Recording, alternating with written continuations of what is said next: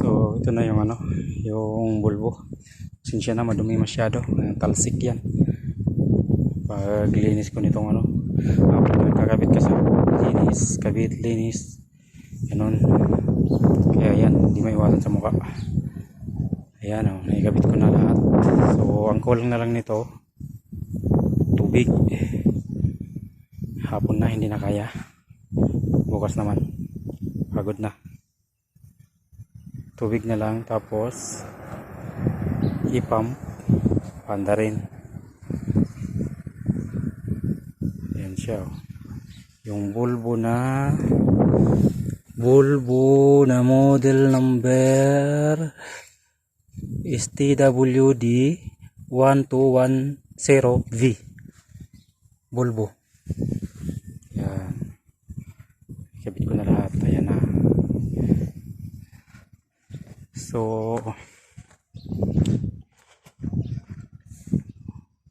yan siya. Pati electrical na naisetting ko na yan dyan lahat. Na-tune up ko na rin yan. Tune up ko na yan. So okay na.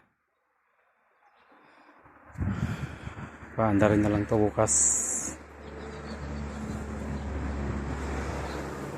Yan. Yan siya.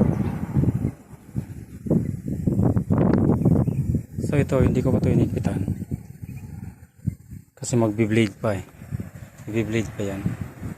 Kaya hindi ko muna hinigpitan. Hinigpitan ko lang yan dun sa baba. Sa may injection pump. Itong dito sa may injector. Itong sa injector na to, hindi ko pa yan hinigpitan. So yan. Ito pa lang ang hinigpitan ko. Itong dito wala pa.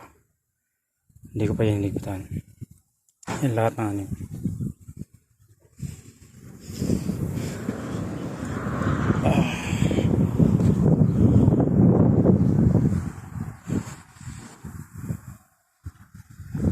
So, naman, nakatapos na rin naman ako ng isa dito kay Kuya Noel.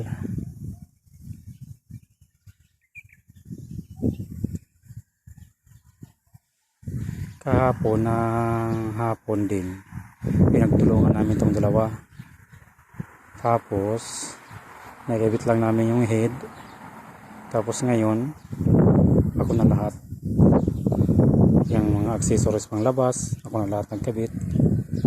Tapos ako na rin nag-tune up.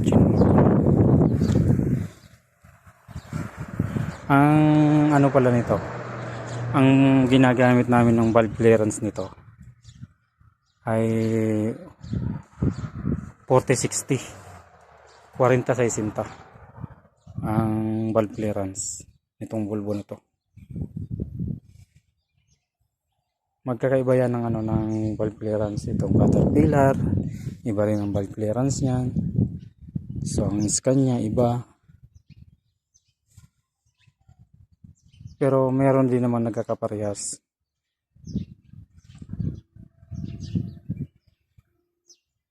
So ayan na. Sige po mga lods. Salamat sa inyong panonood sa aking munting video. Bukas i-videoan ko pa ito bukas pag andar na.